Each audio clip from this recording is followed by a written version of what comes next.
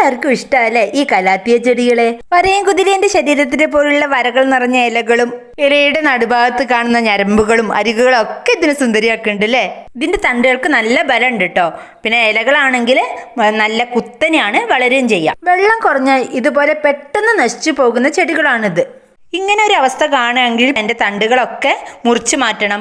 ചെടിയുടെ ചുവടുഭാഗമൊക്കെ ഇളക്കി വൃത്തിയാക്കണം. സാഫ് ഉണ്ടെങ്കിൽ സാഫ് ഒഴിച്ചു കൊടുക്കാം. എന്നിട്ട് ചകിരിച്ചോറും വളങ്ങളും ചേർത്ത് കഴിഞ്ഞാൽ ഒരു 2 ആഴ്ച ആകുമ്പോഴേക്കും ഇതുപോലെ നല്ല ഉഷാറായി വരും കേട്ടോ. ഈ വരുന്ന തൂമ്പുകളൊക്കെ മെല്ലെ അടർത്തിയെടുത്തിട്ട് നമുക്ക് പുതിയ തൈകൾ ഉണ്ടാക്കിയെടുക്കാം. ചട്ടിയിൽ 2 ഭാഗം മണ്ണും 1 ഭാഗം ജൈവവളങ്ങളൊക്കെ ചേർത്ത് മിശ്രിതത്തിൽ നട്ടുകൊടുത്താൽ മതി. എല്ലുപൊടി, ചാണകപ്പൊടി തുടങ്ങിയ ജൈവവളങ്ങളോ ഫോസ്ഫേറ്റ് പോലുള്ള രാസവളങ്ങളോ ഒക്കെ ആഴ്ചയിൽ 2-3 പ്രാവശ്യവും കൊടുക്കാൻ പറ്റും. വളങ്ങൾ കൊടുക്കുമ്പോൾ വെള്ളത്തിൽ കലക്കി ഒഴിച്ചു കൊടുക്കാൻ ശ്രദ്ധിക്കണേ. വേനൽക്കാലത്ത് ഇലേന്റെ മുകളിൽ കൂടെ വെള്ളം സ്പ്രേ ചെയ്യുമ്പോൾ നല്ല കരുത്തോട് കൂടിയിട്ട് ഇതുണ്ടാവും ചെയ്യും. അപ്പോൾ ബൈ.